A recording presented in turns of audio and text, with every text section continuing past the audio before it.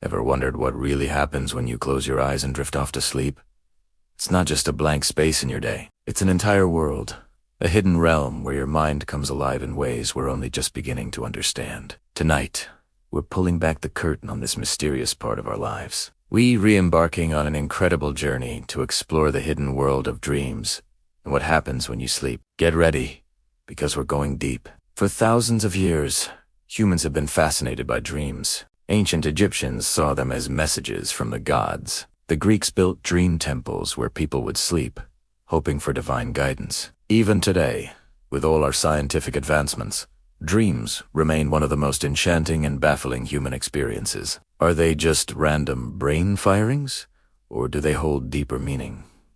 Let's find out together. To really get what dreams are all about, we first need to understand the architecture of sleep itself. Think of your night's sleep as a multi-stage performance. It's not a simple on and off switch. When you first fall asleep, you enter non-REM, or NREM sleep.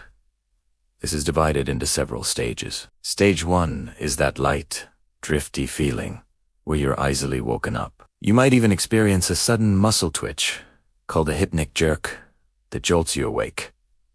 Sound familiar? Then you slide into Stage 2, where your heart rate and body temperature drop. Your brain waves slow down, but with occasional bursts of rapid activity called sleep spindles. These are thought to be crucial for memory consolidation, like your brain is sorting and filing the day's information. It's the mental equivalent of cleaning up your desktop before you shut down.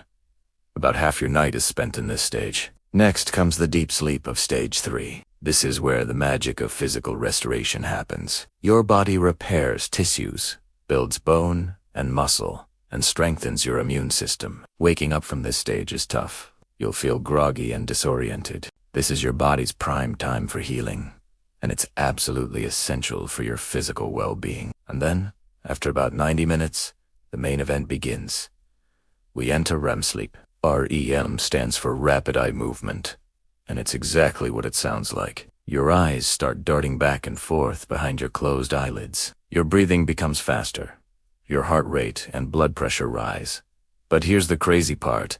Your body is essentially This is a safety mechanism called rematonia, and it prevents you from acting out your dreams. Imagine if you weren't paralyzed while dreaming you were flying or fighting a dragon. It's during REM sleep that most of our vivid, bizarre, and story-like dreams occur. The brain's activity during REM is remarkably similar to its activity when we're awake. The prefrontal cortex, the part responsible for logic and decision-making, takes a backseat. Meanwhile, the amygdala and hippocampus, which are linked to emotion and memory, go into overdrive. This combination creates the emotional, illogical, and often unforgettable narratives of our dreams. So, why do we dream at all? Well, there are a lot of theories, and the truth is probably a mix of all of them. One popular idea is the threat simulation theory. It suggests that dreams are a safe space for our brain to practice responding to dangerous situations. Dreaming about being chased or falling might be your mind's way of running a fire drill, so you're better prepared if a real threat ever occurs. It's like a virtual reality training ground for your survival instincts. Another compelling theory focuses on memory. We've already mentioned memory consolidation during NREM sleep, but REM sleep plays a unique role. It seems to help us process emotional memories. Think about it. When you go through a tough experience, sleeping on it really can help. That's because during REM sleep, your brain replays the emotional event, but in a neurochemical environment with less stress. It strips away the sharp, painful edges, helping you to integrate the experience without the constant emotional baggage. It's your brain's own built-in therapy session. And of course, there's the Freudian perspective. Sigmund Freud famously called dreams the royal road to the unconscious.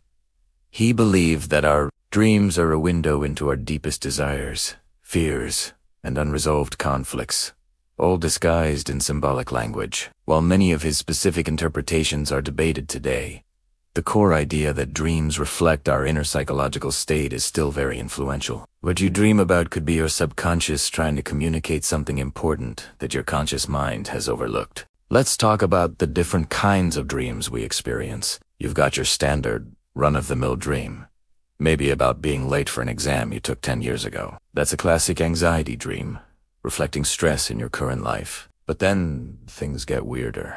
Have you ever had a dream where you suddenly realize you're dreaming?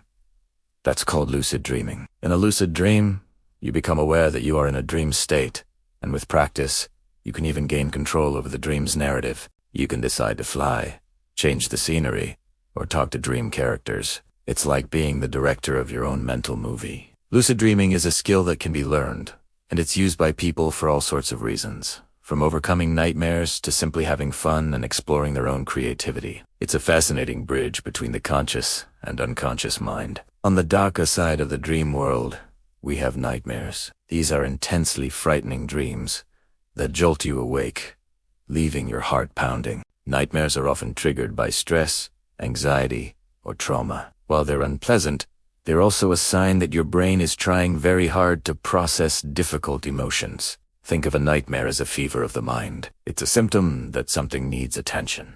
If nightmares are frequent and disruptive, it might be a good idea to talk to a professional, as they can be a sign of underlying issues that need support. So, what can we actually do with our dreams? How can we use this hidden world to improve our waking lives? A great first step is to start a dream journal. Keep a notebook and pen by your bed, and the moment you wake up, write down everything you can remember. Dreams fade incredibly fast, so you need to capture them immediately. Don't worry about grammar or making sense. Just get the images, feelings, and story down on paper.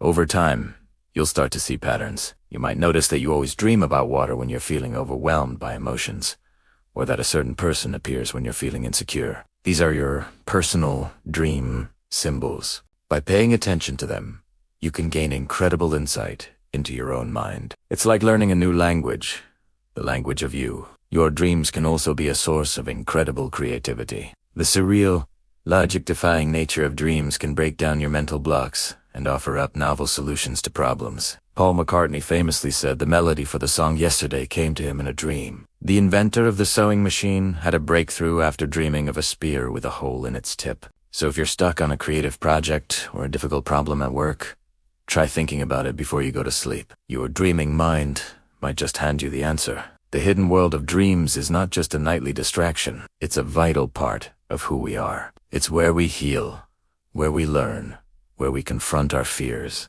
and where we unlock our deepest creativity. It's an adventure we get to have every single night. By paying more attention to this world, we can better understand ourselves and live richer, more conscious lives when we're awake. The mysteries of the mind are vast, and our dreams are a personal invitation to explore them. What's the most unforgettable dream you've ever had? I would absolutely love to hear about it. Share your stories in the comments below. Let's talk about the weird, wonderful, and wild adventures our minds take us on every night. If you found this journey into the world of dreams as fascinating as I do, please hit that like button. And for more deep dives into the mysteries of the mind and body, make sure you subscribe and turn on notifications. Thanks for watching, and sweet dreams.